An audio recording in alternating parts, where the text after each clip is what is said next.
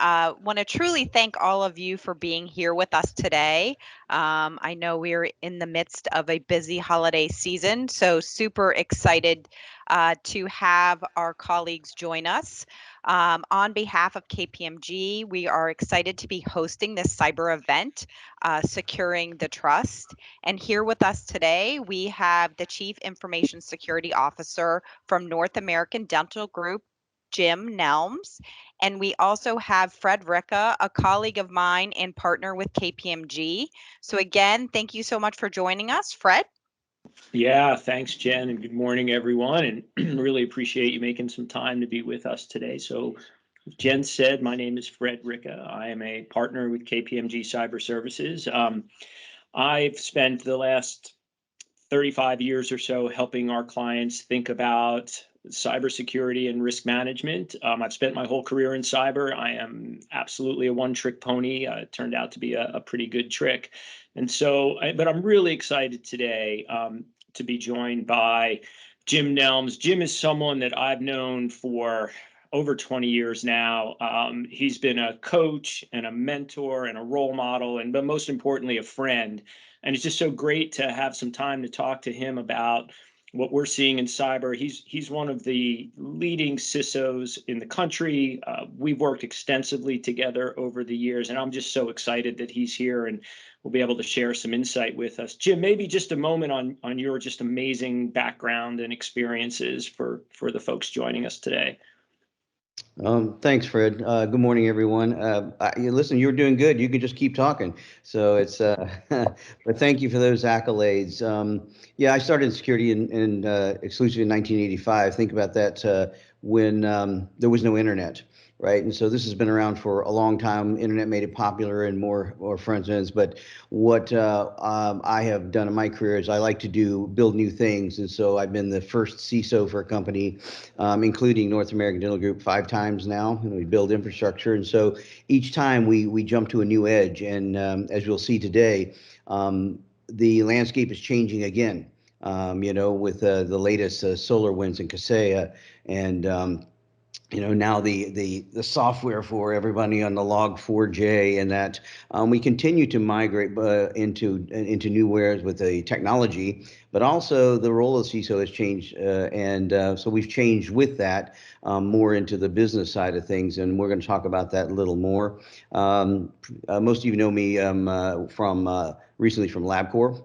Where I was CISO for the last 5 years, and prior to that, probably the Mayo Clinic, and then out of the financial sector, 15 years at the World Bank. And so we have a broad spectrum of projects and things that we have worked on and gone over through the years, and I'm looking forward to the discussion today. So thanks, Fred.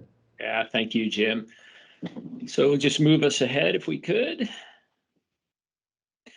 Yeah, so just maybe a bit of a opening monologue to get us started. So one of my favorite quotes is from Mario Andretti, right? You don't have brakes to slow down, you have brakes to go fast. And I really feel that just describes so well today's cybersecurity environment.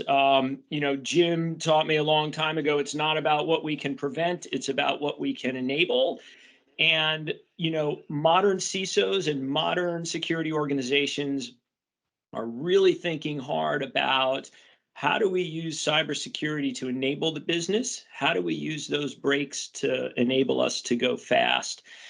The COVID-19 and the pandemic in particular, I think, just magnified not only the opportunities, but showed us the threats of this modern digital workplace that we're now in. And I know, at least for KPMG, and I'm sure many of you also experienced an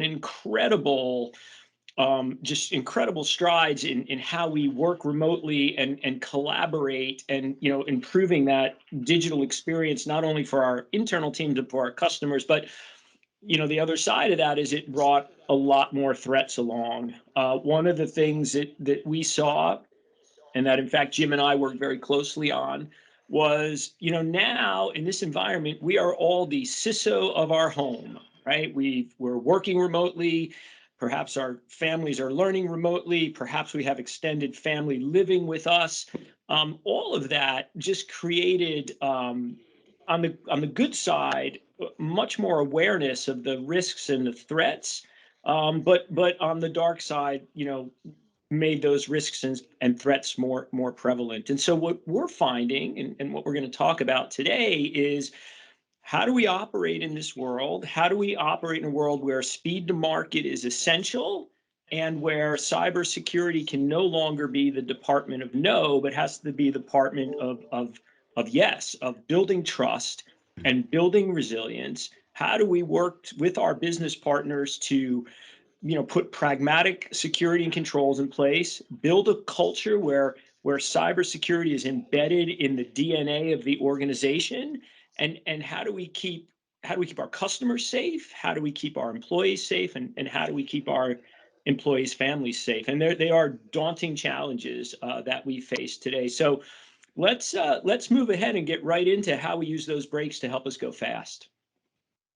So Jim, maybe I'll just start. There's that old saying, dress for the job you want. If you want to be in the C-suite, you need to act like you belong in the C-suite. And Jim, you've spent a lot of time with a lot of senior executives, board members, senior leaders. Let's start by just, what does it mean to act like you belong in the C-suite if you're a CISO?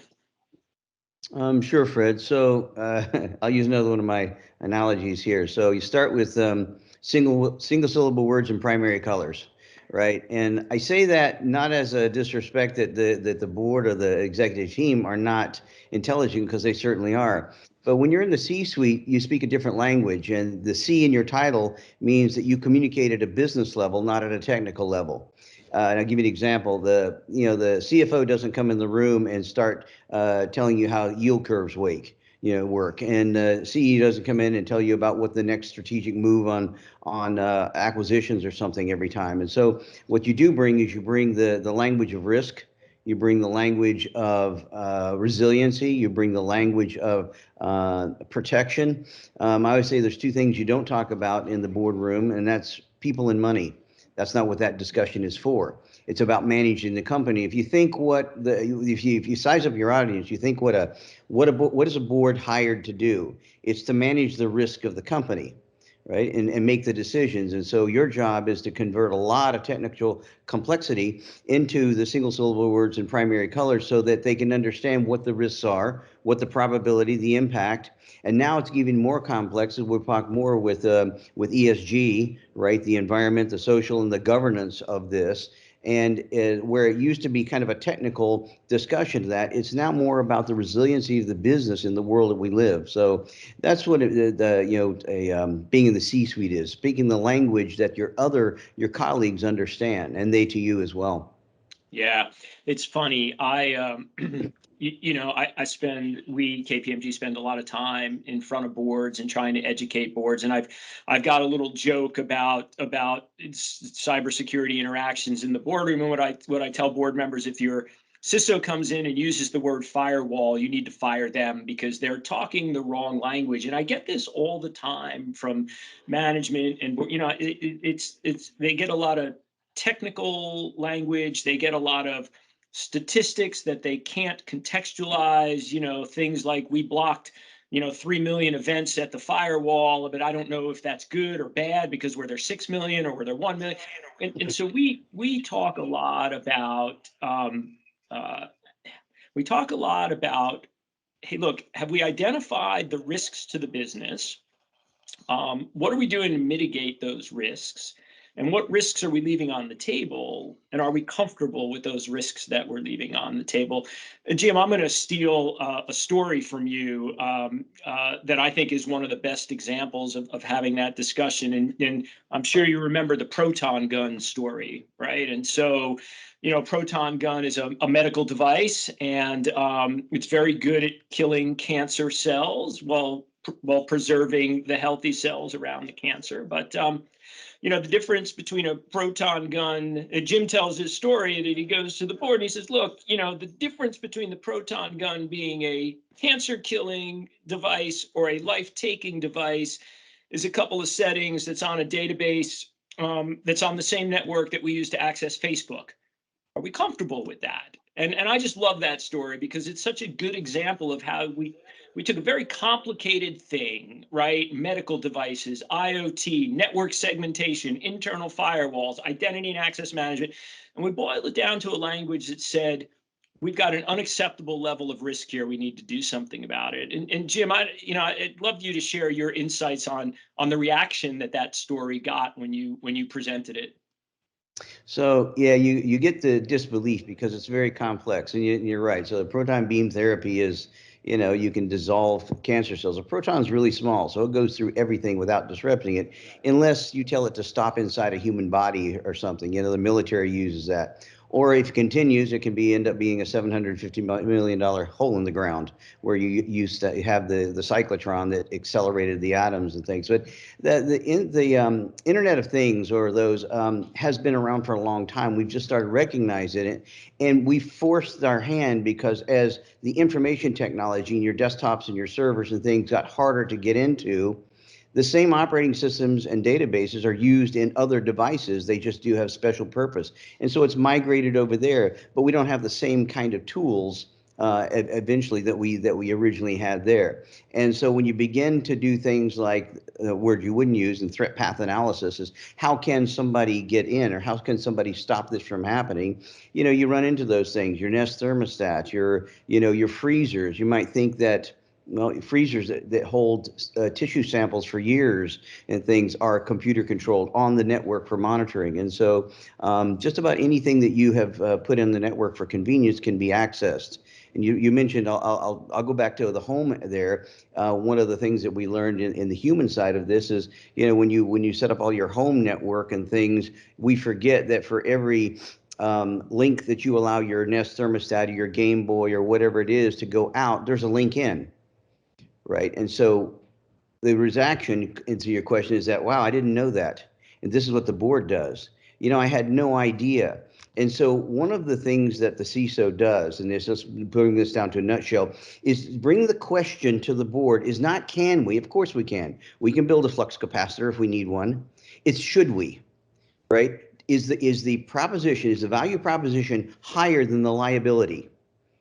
Right. And so if you got $100 million liability and $100,000 revenue stream on this, then the answer is probably no. But what's happened in the past is those decisions are made in the trenches, and the programmers and the system administrators and things. The CISO's job is to take those technical decisions, put them into the language of risk, and let the people who are responsible for this make the decision. Yeah, it's such a great point, Jim. And that whole, look, the best CISOs that we work with are the ones that can really translate cybersecurity into risk to the business and enablement to the business, and tell that story to the board in a way that they can understand and make a good decision about. Mari, let's move on to our next topic. Yeah. So, Jim, you and I have been in this business a long time, and I can certainly remember a time when it was fairly myopic. It was very technical. We talked a lot about firewalls and IDS and IPS and bits and bytes. Let's talk a little bit about what modern CISOs need to do to broaden their horizons. You and I have had a lot of conversations about what it means to the balance sheet and what it means to the stock price and what it means to the business. But let's talk a little bit about how modern CISOs broaden their horizons just beyond the technology of cyber. Sure. So when I mentor people who want to be CISOs, first of all, you have to understand what a CISO does and what he doesn't, right? CISO used to stand from the risk side of that. CISO used to stand for career is soon over, right? And it was depending on how you played those cards. But once you have the technical chops, and once you have to understand the business. And so when I coach people, if you want to be a world-class CISO, go back and get your MBA. You need to read a balance sheet and the things that the others, the C-suite, are talking about, as well as you do a firewall report or penetration report. And then convert everything you're doing. You gave a good segue earlier about how big, how fast, how many, how long. Is that good or is it bad? The reference point you may understand, but the C-suite does not. And so you convert those to impact metrics. And impact metrics is, did we raise or lower our ability to do business? did we raise or lower the probability of something happening that will cause us not to do business? I'll give you some insights of why I'm at NADG as very forward thinking as they are. When you look at the impact of cyber, which has been the highest risk on the balance sheet for a while, but it's not just about the cyber, it's about resiliency. And so the second thing I would say that a CISO needs to look at is they become a technical chief risk officer, right? And the cyber resilience, because when you're talking to the executive leadership for a company or the board or the shareholders, they are not really as concerned about why this happened as the fact that it did happen. And so when you're in a service industry, say a service outage can be as devastating as a cyber breach, right? Or even the notion of that. And so the third piece of that is managing your social media, managing the discussion about what's happening, right? As we already know that negative information impacts people 5 times more than positive. And so, and we also see the reason that the ESG or the ESG reports and things are becoming more and more popular is because when information that is taken out of context in those performance metrics or a cyber breach or things gets to the media, then it has an impact, whether it's reality or not. It's their reality, and so the perceived danger or the perceived information. And so that third piece I would say is managing your face to the rest of the world, right? A little later on, we're going to talk about the difference between risk and exposure. But the risk of doing business with a group of people that would like to stop you from doing your business, to extort money from you, to hold you hostage for things, or as now we know, find ways into your environment through publicly available code, that is here to stay, and we're not going to change that. So the CISO, the last thing I would say that the CISO has to learn how to do is, how do you change your exposure to these risks? It's like if you're going to drive on an icy road, there are risks associated with the slipperiness of the road. Go back to your Mario Andretti. Your only choice is to, what kind of tires do I use to minimize my risk on this? I still have to drive on the road.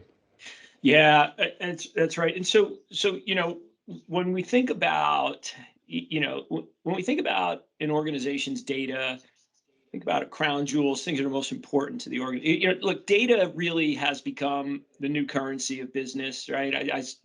Somebody we interviewed for an article recently said, look, data is the new oil, right? And I do think there's some truth to that. And so I think for CISOs, that means two things. So privacy and security are not the same, though you can't have one without the other. But talk a little bit, Jim, if you would, about CISOs understanding, data privacy and maybe others in the organization that they need to be interacting with on a partnering with, right? Really building alliances with like chief data officers and chief risk officers and chief information officers. Can you just talk a little bit about how the CISO is kind of at the middle of that ecosystem, all designed around making sure that our most valuable asset, our data, is available, and if it's not, how we get it back as quickly as we can. Yeah, so good points, Fred. There's a lot of models out there for maturity in organization and how they look at data and data governance and things. And you're right, it is the new currency for that, the analytics. In fact, this past and the next generation of security protection models and things are math problems. Advanced analytics, artificial intelligence, machine learning. These are all math problems. They're using the data effectively to give you information that you wouldn't normally have on this. And so, what I would say about that is the 3 levels that you try to do in maturity, and from a practitioner, is I use sanction security, right? That's compliance, right? And so there's one component of that. Then you can move to the next level, which is security for risk management. Hey, can you hear me, Orlando? Oops. Hello. Okay, so second is for risk management, and then the third level is what we have been talking about here. Is a security for business enablement, right? So in the data classification, when you talk about what's the difference between compliance, and data security and data privacy. Data security is kind of is binary. It either is secure or it's not. I either can access it or I can't, right? Privacy is a little different on that. Privacy is a legal opinion of is appropriate use of the data. And right, and so the only one that knows that the data is appropriately used is the business owner, right? There would be an interpretation of the legal folks to say, are we using this correctly? If you flip it on the other side, partnering with the chief compliance officer, right? He doesn't really know whether it's appropriate use or not. He knows whether it's compliant within a framework, but that doesn't necessarily mean that your data is safe in this. You may be completely compliant. In fact, most companies that are breached are HIPAA compliant or SOX compliant or SOC 2 compliant. Most companies that are breached have already some sort of compliance. And so I like to use the term, rather than classifying the data like that, is the data value, right? What's the data? Is it valuable as a company? It can be valuable from a regulatory perspective. It can be valuable from a privacy perspective, but what's the value to the company? If you have intellectual property, it's not going to come under any of those other than you need it to run your company, and that's your secret sauce. So as layered approach is kind of an older, approach to this, it's protecting the data as the value it provides to the company, I feel is the most important. And we do that now by more of the metadata and protecting the data where it is, because quite honestly, Elvis has left the building. It's not in the it's not in the data centers and things. It's in clouds and it's on mobile devices and things. So protect the data where it is rather than focusing on protecting the thing that contains the data. Yeah, I mean, your comment on compliance is really interesting to me, because I agree with you. Many breaches that I've investigated or worked on, they were compliant with the applicable standards and policies. I've always said compliance is a good start, and too many organizations think of compliance as the end state. And I have found that compliance ends up being a byproduct of a good program, right? You run your program, you run it well, and compliance falls out of it, and you are compliant. But that's only a start. It's not nearly sufficient to protect us against the threats that we face, the persistence of those threats, and these sophistication of those threats. And Jim, maybe that's a good opportunity to just talk a little bit, I know we're going to talk about this more, but about resilience and the ability to, we've all said it's not if, when, the ability to identify, minimize, and recover from cyber events and get back to business. Sure. Let me add something to what you said before, right? Let's use this opportunity to convert what we just talked about into board language, right? So compliance is good. It's part of the foundation. It also puts you in a defensible position, right? When something does happen, we did everything you said. When you convert that to board speak, it sounds something like, well, we have met the minimum requirements to do business. Is that what the company advertisement is? Come on over to brand X because we meet minimum standards. Yeah. Right? That's not the case in here. In other words, the protection of data, while you can't advertise it, protection of your information, of your service line and things is actually important to the health of the company, right? And so why wouldn't you do the best you can do? The best CISOs are the ones that have, that don't show up on the front page of the Wall Street Journal and the news, right? Is because they've taken all these things into consideration within reason. I'm not saying that just because a company gets breached that the CISO hasn't done everything they can. It happens, right? We're behind the curve on that, but that sounds very much like when a board's attention on something that says, yeah, we've done this. Here's the money. Here's the return on investment that we've done, and now we meet minimum standards. So if another competitor has gone beyond that, right, they're at a level above that. They have a competitive edge because they're going to be able to move faster. Let's go back to the brakes. The safer I can make the information that we're using to stay on the edge, the faster I can go because I can cut it off. Now, outside of that, we do that with segmentation. We do it with endpoint detection and recovery. We do it with a whole bunch of techniques on that. But that's the brakes that allow me to go fast and get the competitive edge.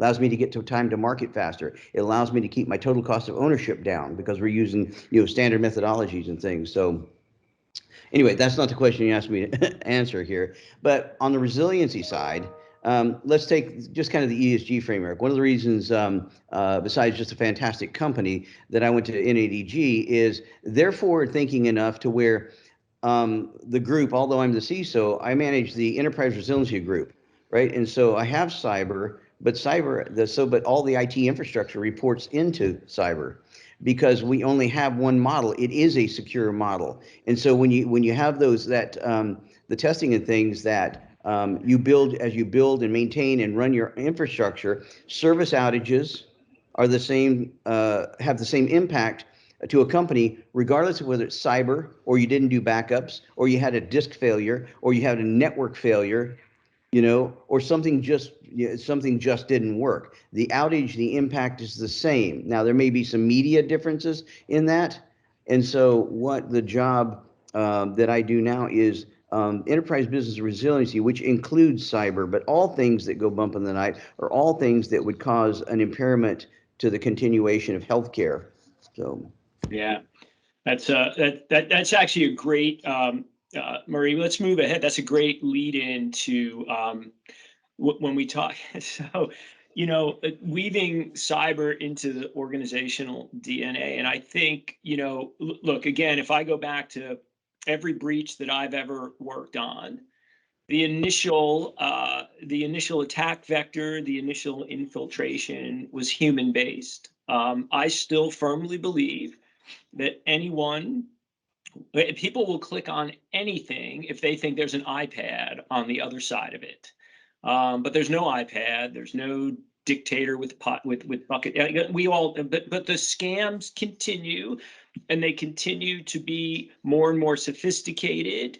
We're doing a lot of work right now around business email compromise, and maybe some of the folks on the call today have experienced this, where you get an email and it looks legit.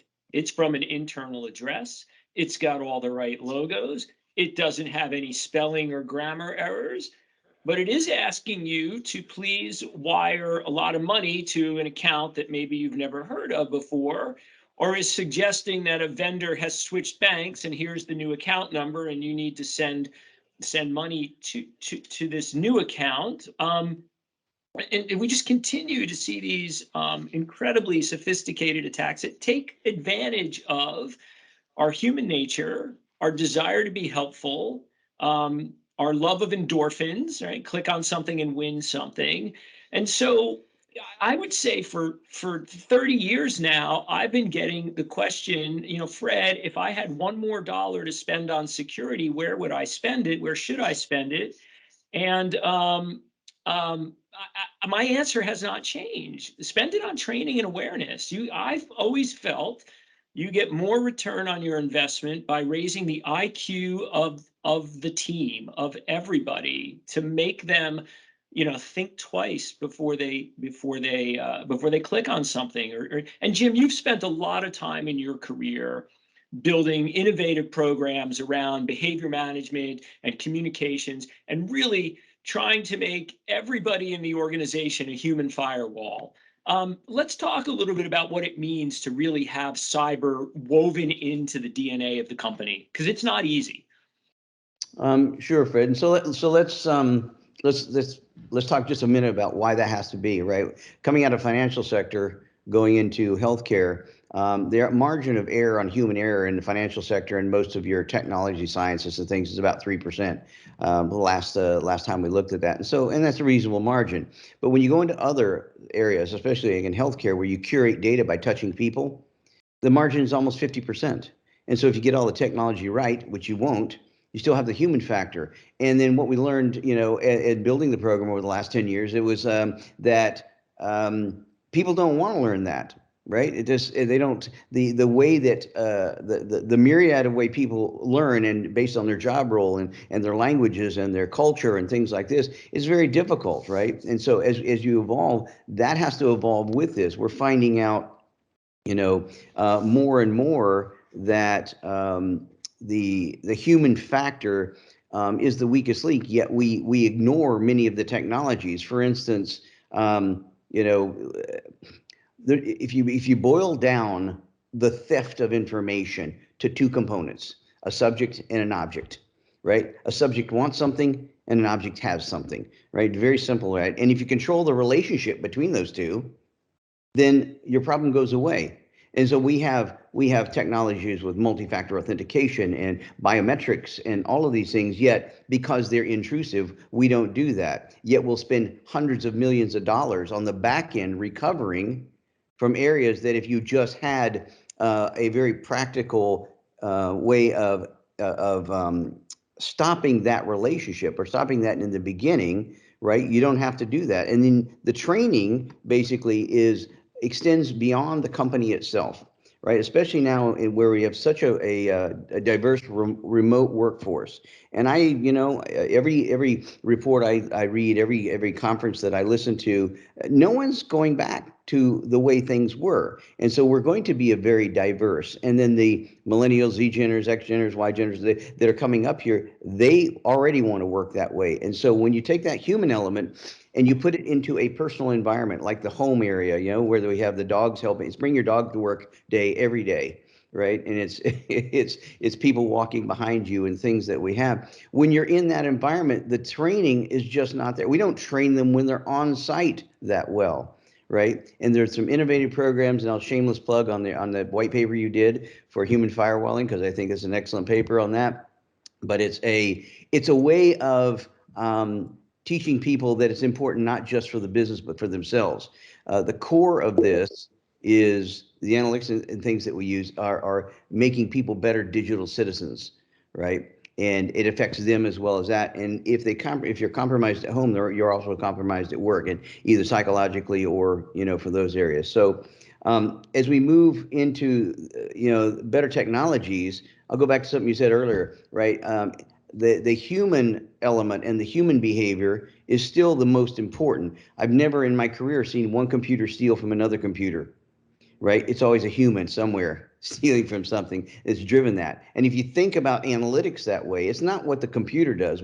There's almost predictable. It's what the human behind that, or the human is told, to do that. And so learning that behavior and instilling that into your analytics and how you would protect the organization is as if not more important today than just the technology.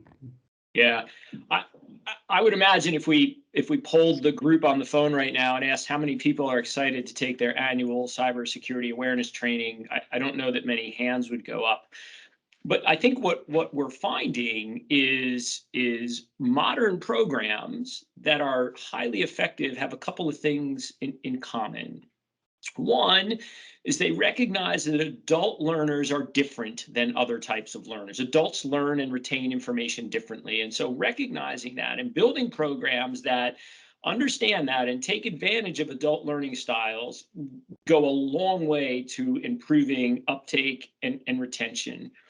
We also know people like to model people they respect and admire. And so this idea of social cognitive theory, where we model behavior of people that we admire. And so we've always talked about tone at the top and leadership support, but this is an area where it actually has a meaningful psychological impact on people when they see leaders in the company behaving in a way that models what they should be doing as well. And then I think the last piece is all of this digitization and like the availability of modern delivery platforms that make training interesting and more interactive and more fun is explosive right now. We're doing things with clients using VR goggles and game theory and augmented reality. And when you bring all of those things together, all of a sudden you build a program that and to your point, Tim, the last piece of that is making it personal, making them understand that we care about your cyber safety at home. When you bring those four things together, now you're creating a program that's sticky, that people look forward to, they want to take it. And we know from the data we collect when we do these programs, makes it much more effective and really gets everybody to start acting like a human firewall. It is the ability to get far away from PowerPoint slides is amazing right now and incredibly more effective than what we've seen in the past. So I agree with that, Fred. I had I'll tell you, not in recent past, I one of the statements at a board meeting in just open discussion about training people in the phishing campaigns and what is your resilience against that? I said, I asked the question: Does everybody in the room feel that this is important? Unanimously, it is. Well, for it to be important to the rest of the staff, you have to show them that it's important to you. Yeah. Right. And so modeling runs from top down. And when that happens, then it doesn't become, you get rid of the I don't wanna, is that I do want to, because somebody I admire, is doing it as well. And so that starts at the top, and it starts with questions like that. Is this important to you? If it's not, then I don't have any more questions. If it is important, my recommendation is that you show the staff that it's important to you. And here's the ways we can do that. Right. And so moving on to that, it's that human behavior, because we do, you're right. You don't have any relatives in Nigeria. You're not the thousands customer, and FedEx is not randomly sending you a package when you didn't order anything. Right. And those things, but yet the curiosity there will. And so I take it that as of late, I've taken the approach for all software development and things like this, in these little microcosms of how we develop. Everything's microservices and micro this and that, and that's because there's these small digestible bites that you can do. What it is making this in that I take the the Amazon approach, that if I get onto my app and I can buy something in 15 seconds, click this, they already got this, that card and that, and have it delivered to my door the next day, I'm going to do that, even if I paid more for it. And that's the approach for people, right? Because of the time basis and things. And so the analysis of how people react and how they use their equipment and how they live their lives with mobile devices is imperative to being able to reach them in that perspective. So yeah. Yeah, and it's good. Murray, let's move ahead, because the need to make everybody a human firewall is exacerbated by the lack of resources in the cyber security. There is negative unemployment. There's more jobs than there are qualified people right now. Between sort of the Great Resignation and the gig economy, what we're finding is there are not enough people and to do all the jobs. And so we need to start thinking about, what does the cybersecurity workforce of the future start to look like? And Jim, you and I have talked about this many times, about different models of how we are going to fill the need. And I firmly believe we are moving towards everybody as a subcontractor type of world, right? We find here at KPMG, we've got a cohort of employees that really look at a career much differently than perhaps some of us who've been around a little bit longer do, and where they value experiences more than money, where they want to work some of the year and do some other things that are important to them for the rest of the year. And so I can easily envision a scenario where we spool up and spool down cyber teams by pulling from a pool of trusted resources, where people are vetted, they've got sort of a trustworthiness rating associated with them, and it gives us the opportunity to bring in resources as we need them, spool them down as we don't. But ultimately, I think the traditional model of, we're going to build a team of some number of people and they're going to be with us from some number of years, might be coming to a bit of an end. And Jim, you've hired a lot of people in your career, and you've built a lot of teams in your career. When you think about the future of the cyber workforce, what do you see? Yeah, it's landscape changes, right? As we because the level, I think what has worked for me, say in the last couple of years, especially with the pressures of the pandemic and things, is that the tiered approach, and it's what it's caused us to do, is the jobs that you're finding people that are moderately qualified become more of a commodity. And so you have to build good standard operating procedures. You have to get good checks and balances and service levels on that. And then you use those third parties to expand and contract based on your work. But the tier 2 and tier 3, we're having to develop our own. The tier 3, those people who have been around for at least a decade or more, and they've seen things, they know things, and retention of them is difficult in a different way because they're commanding just an amazing salaries. They're getting the benefits. They work from anywhere on the planet they want, and if you do not do that, then they will move to another company that will. So they're driving that. The tier 2 is the interesting part. Those people who are becoming that. And I've been successful the last couple of years with interns, right? Getting people who is the younger kids who are bright, they want a career, and they can accelerate that by being in a group that has some experience, and creating an internship, starting with the universities and bring them out and developing your own. So that's basically the model now. And I'll give you an interesting statistic that one of the questions I had asked, for a group of people, it's as high as 40% of the people who, if they were forced to come back into an office, they would find another job. And so for you and I, for consistency, for the reliability and quality of work we happen to know in an employee, that's a serious problem. That's a serious problem. Most companies are dependent, not process dependent. So it does have a big impact. Yeah, it's interesting. You talked about, interns and the need really to start building cybersecurity talent in higher education in college. Several years ago, I made a comment that, look, the reason the NFL works so well in recruiting and drafting from college is because college plays pretty much the same game that the NFL does. So at the end, a kid plays football for 4 years in college, he's pretty well ready to go to the NFL. We probably need a similar model in cyber, but it's good.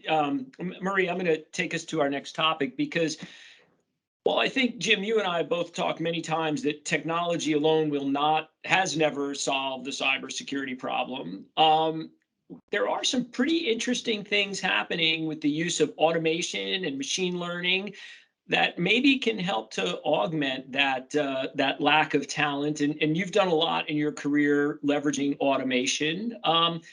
Talk a little bit about how we can use that, to be more efficient and to help, backfill for some of the staffing challenges we have right now.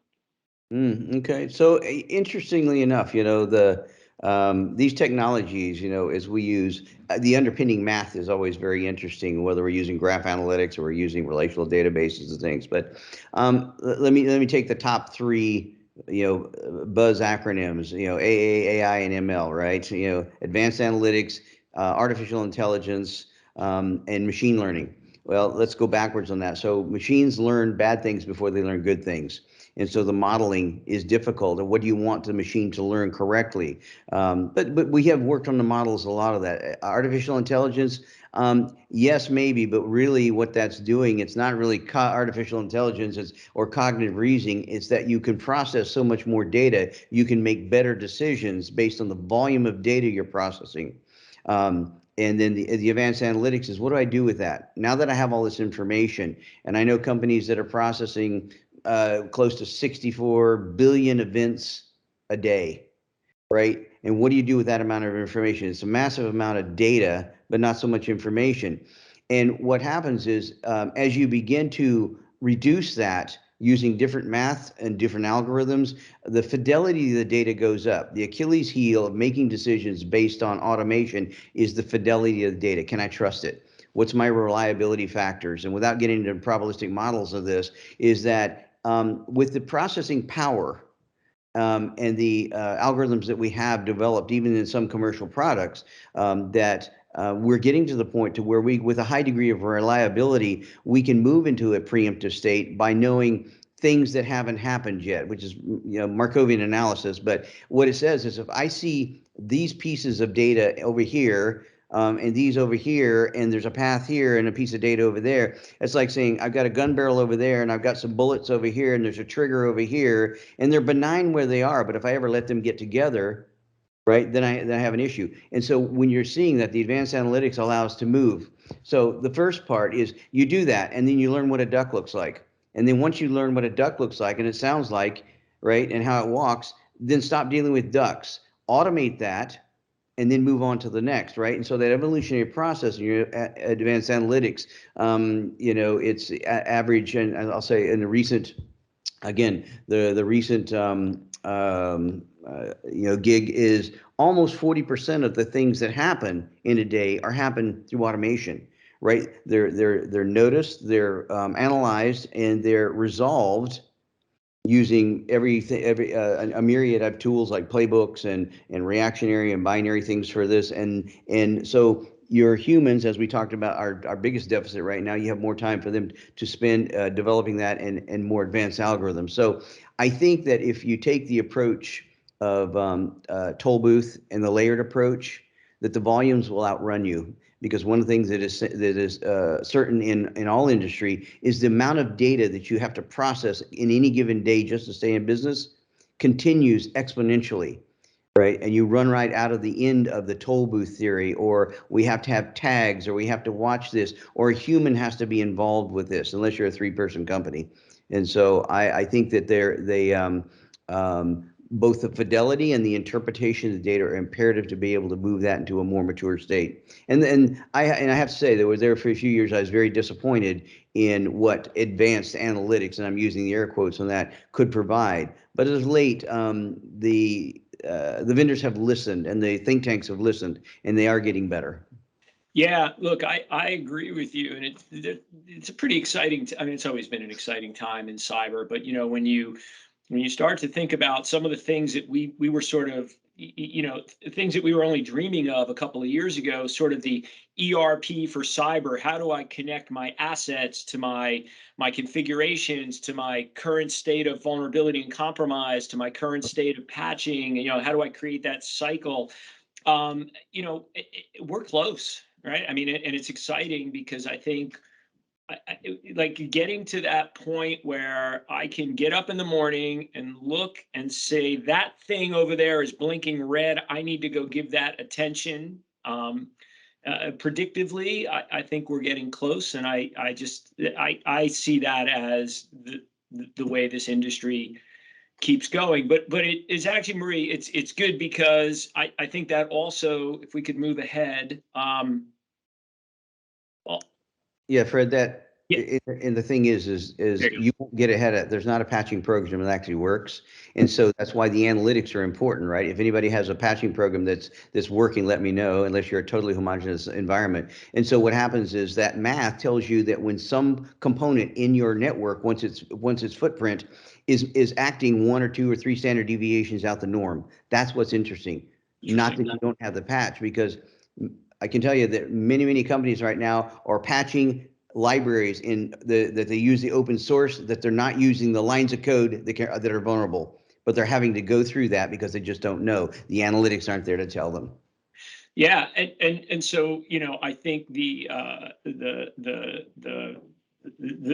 vulnerability, the log4 that got released this week is just another example of the amount of disruption that is just going to, and that disruption is going to come in I think in 2 ways. One, as business models evolve, particularly as we go through this sort of extended pandemic and this sort of virtual work environment, that's going to create disruption. And then, why do you rob banks? Because that's where the money is, right? There's more and more digital money. And so the bad guy, like, they are highly, highly incented to keep at it. And so, we see this every day with our clients is, just trying to keep ahead of not even keep ahead, keep up with the disruption.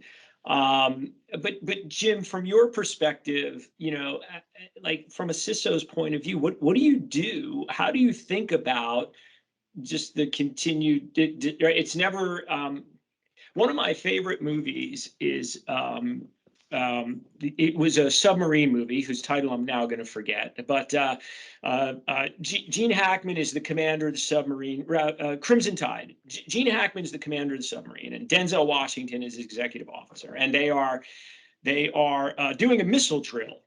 And a fire breaks out on the boat, like a real fire. And so the Denzel Washington character says, "Hey, look, we gotta stop the missile drill." And the captain says, "We're not stopping the missile drill." And his point was, There's always a missile drill. There's always a fire. There's always multiple things coming at us that don't allow us the luxury of stopping what we're doing. And so, Jim, just your thoughts on addressing and handling and dealing with disruption, because it just keeps coming. So there's only a fire during the missile drill. yeah, so I would say, what's transitioned is last couple of gigs, I have put more my time, efforts, and money into threat intelligence and threat hunting than I have in incident response, right? So you have two ways, and what the payoff in that is for someone to breach you, they have to do reconnaissance. They have to do the same thing you're doing. Well, why don't you do that and find it before they do? Yeah. Right. And so I would say that you either put your time and resources into the threat intelligence and build them into a preemptive state, or put all your time in incident response and how you're in your standard operating procedures, how you're going to recover from that, including the media and the downtime, right? And so we have evolved with the tools that it's not that we're better at picking up things, but that go bump in the night. It's that we have tools now that can process enough information from your digital footprint, both inside and outside the company. See, and another thing I would remind CISOs that we focus about what's going on in the company right up to the DMZ or right up to the edges of there.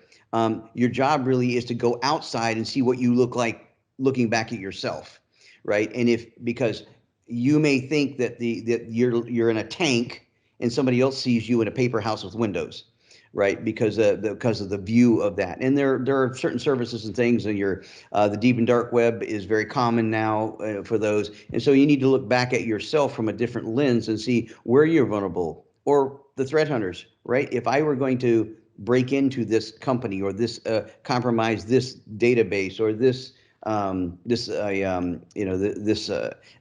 asset that I want over here, how would I go about doing it, right? Normally we'll go and we look at the insider threat and we look at the things we know inside, but look at it from the outside as well. And then when you do that, you'll realize that your deception technologies and things like that are incredibly valuable. And I wanted to throw this in at the end of it because I mentioned earlier about exposure and risk. We're not going to change the risk, Fred. It's going to continue to go, right? We're going to and increase. If you read the interviews with Revel and some of the people there, they don't care who they hurt. They're opportunists. They're out to make money. And if they burn a country down and make money on it, that's still okay, right? And so your choice is you can't change that, right? You can't go after them. We can't retaliate, right? And things like that. And so what your choice is how do I get in front of that? And so to change a simple math problem, to change your exposure to a particular asset is have more of them, right? For instance, I use this analogy, and this is board worthy, right? If we have a database with our keys to the kingdom or our intellectual property here, and somebody comes looking for that or get it, there's a 100% chance they'll find it. But what if I make two of them? Right, and make one a little easier, or actually breadcrumbs or something to do that. Now the risk is still 100%, but my exposure is 50%.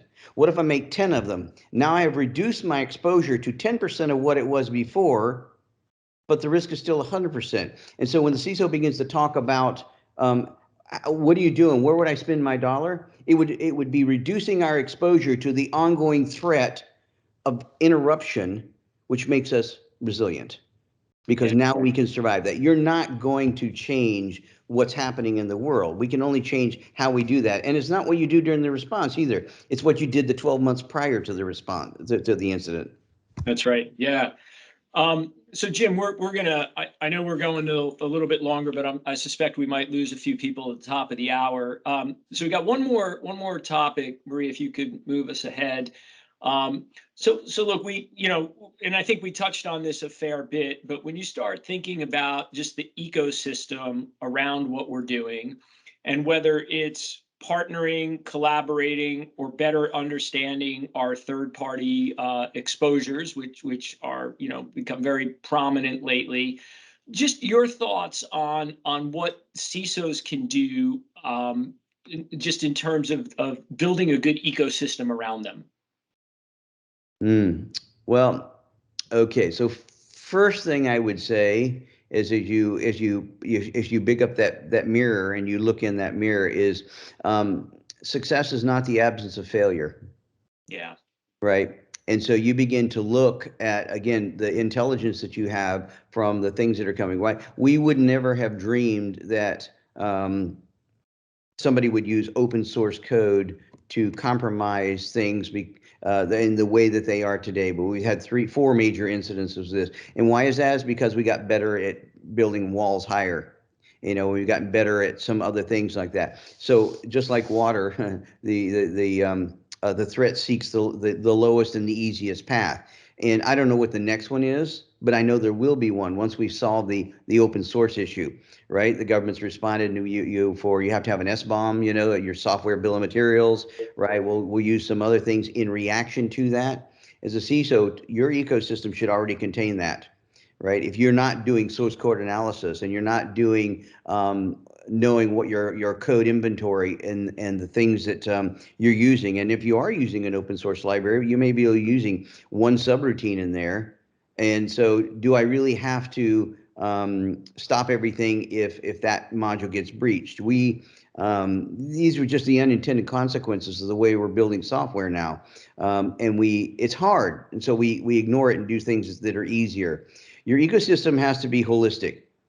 I think that if you look at the model, what I would say on this, Fred, is if you look at the model of what not necessarily the government, but the investors and the people who are running the business with this ESG reports, right? Environment and social and the governance. If you look at your ecosystem in that same way, what can harm me? Not just the things we know with cyber, but are my backups? When's the last time you did failovers? All the things that were in that. And when this happens, do I have an 8K prepared? Do I know what I'm going to say? Or do I have to scramble for 20 or 40, 48, 72 hours while it goes through corporate communications and everybody else who needs to look at this, right? So the preparation there in your ecosystem when you're spending your time in the downtimes should be preparing for the next fire drill. Yeah. Right? So when the fire breaks out on the submarine, you still launch the missile. It's the missiles, yeah.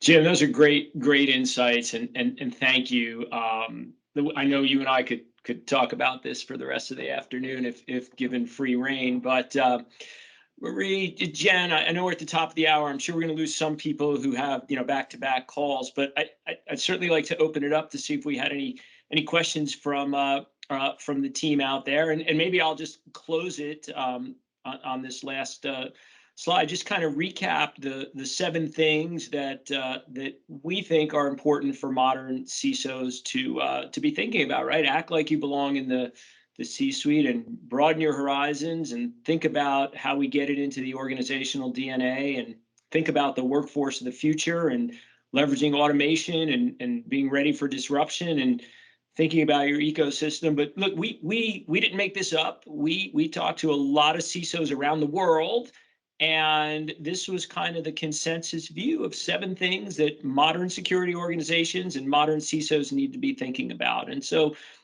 with that, happy to take questions from those that are able to stay on the phone a little bit longer.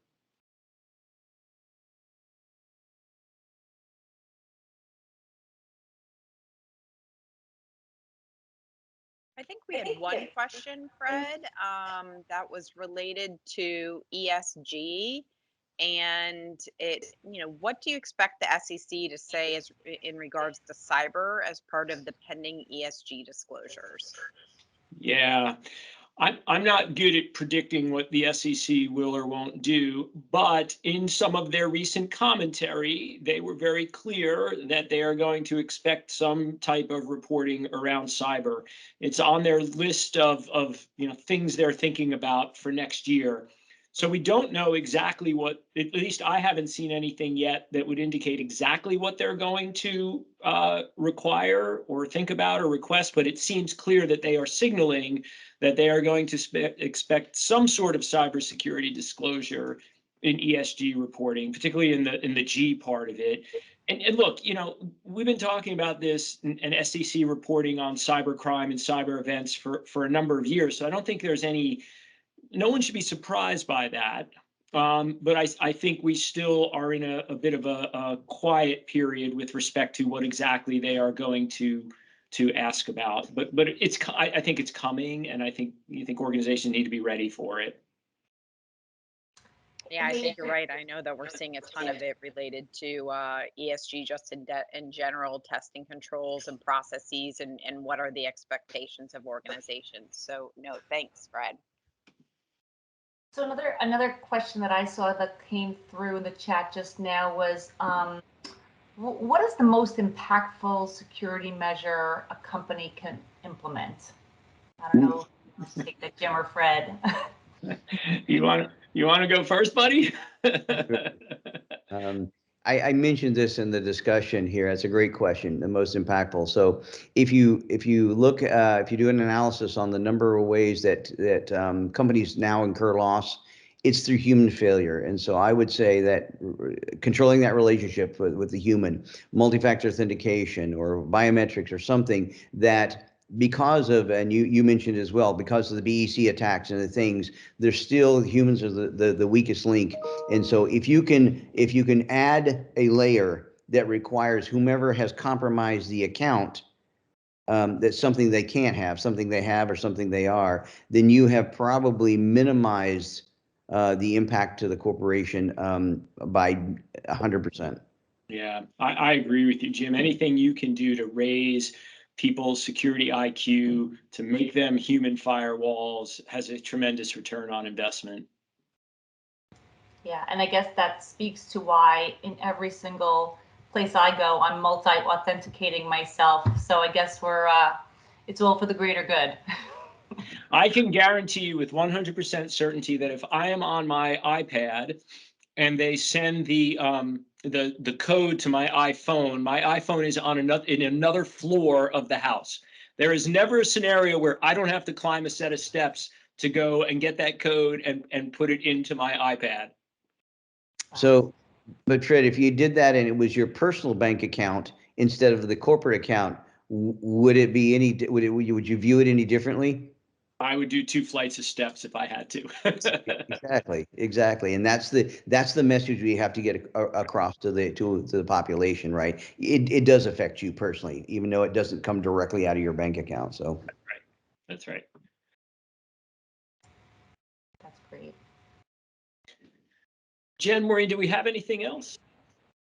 Just seeing if there's any other questions here. Here's just one last question. How do we see the role of the CISO and the CIRO evolving in the next 3 to 5 years? You know, for me, and it, you know, that I is a funny letter, right? I guess there's a couple things that I think about. One is when we think about reporting relationships, you know, I can see a scenario where that reporting relationship, where a CISO and a CIRO might have some sort of reporting relationship to each other. And not every organization has that role today. And so I think that's an evolving role. And a lot of organizations have a chief risk officer, but many times that's much, much broader than, you know, there's regulatory risk and legal risk and market risk. And so I think there's still a lot of evolution that has to happen as that CIRO or CRO role evolves. But there's no doubt that there'll be a relationship between those two. Jim, any thoughts there? So I'll add one thing. I agree, Fred. If you think about when the role of CISO was designed, it was to protect the CIA model, confidentiality, integrity, and availability. What's happened, I think we're evolving in the role that I've just recently. I'm responsible for all resiliency, right? And so the A in the CIA model has now come of age and is part of the CISO title, where it probably should have been in the first, right? But the confidentiality we got, the integrity, we generally have the availability of that based on the criticality information, I think is really where you see that go. And just more and more CISOs are going to have seats on the board and reporting more into the CEO than they are anywhere in IT. Yeah. Yeah. So with that, last minute question. I cannot see it. Someone's hand is up there. Yeah, Matt. Yeah, I just wanted to ask, it's not really opinionated, but just based on what you said, based off of like having a master's as well as different certificates, because I have a degree in cyber as well as different certificates. But what, in your opinion, is like a good starter certificate or the best organization you feel to lean on in order for people who don't have cyber knowledge to, basically jump into the area? Because, I know we have like CompTIA, SANS, ISC squared, but for somebody with a lack of knowledge, where do you think they should start as far as like diving into their knowledge, of course, with user awareness training from the company itself? Fred, you want to do that one? Or you want me to take it? No, I'll start. I mean, look, there's a lot of value to those certifications. When we look at candidates at KPMG, I'll be honest, not the first thing we look for, but I would say the prevalent thing that we see and seems to be what you're looking for is something that is well recognized, well established, and well respected. And so CISSP is one that we see all the time. It's got a great brand. People understand what it means to have that certification. And so that's one that we see a lot of, and that a lot of practitioners who join us without a certification, that tends to be the first one that they gravitate towards. So I hope that helps, Matt. Yeah, Matt, I'd add to that. Here's what security has evolved from my perspective. I have to answer your question with a question. It's like asking me, what training do I need if I want to become a doctor? Right? Well, the response is, what kind of doctor? And the reason I say that is, if you're going you want to do malware reverse engineering, I'm going to put you into a programming school. You need to know languages. You need to know how system internals work. But if you're going to be a threat hunter, you may need to know some of that, but you're going to need to know more about networking and how data moves through networks and secured networks. And on the flip side of that, if you're going to do advanced analytics and that, you need to be a mathematician. And so the core requirements for that are going to be different depending on what area of security you want to go in. My comments with the MBA and probably someone who already has a technical degree or something that is an executive MBA. You don't need to necessarily know how to run a company, but you need to know the difference between a cash flow sheet and a balance sheet, and why you would be managing for one or the other, because you as a business enabler need to know how to manage budgets, and why would a company go to a cash flow, a summary to manage the business during this period instead of sticking to a budget or, having things flow to the balance sheet. So that's really was the genesis of my answer on that earlier, but it's a great question. Yeah, I think you guys touched on exactly what I was looking for, just because I have an MBA in cybersecurity, and the CISP was I wasn't trying to bring it up, but I was bringing it up because it used to be a differentiator, but now, as you said, a lot of people have it. So it seems like, as you said, it's more or less like what I'd want to, you'd want to focus on in a specific cybersecurity area, where that's where the next level of certificate that you would go. So that makes sense. Thank you. Yeah, great question. Thanks, Matt. So look, I think we're coming up to the end of our time. I'm going to turn it over to Maureen to wrap us up. But I did just want to, Jim, say thank you.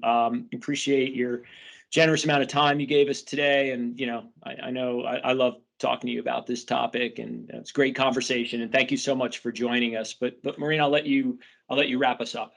Yeah, thanks, Fred. Yeah, thank you both, to you, Fred, and to Jim, for this really great discussion. I think we could all listen to you all day. It's all top of mind for all of us. It's scary, but so real at the same time. And I know many of us probably have experienced our own personal issues where either something, security's been taken, or somebody's stolen somebody's bank account information, what have you. So yes, very real for companies, but also for our individuals as well. So lots to think about as a CISO, lots to manage, think of, and stay ahead of. Thanks again for the great conversation. We appreciate your generous, the time you all spent with us. And I just hope everyone has a great holiday. And I want to say thanks again for being with us here. And we look forward to speaking with you all at future conversations. Have a great day, everyone. Everybody, have a great day. Thank you. Thanks, Jim.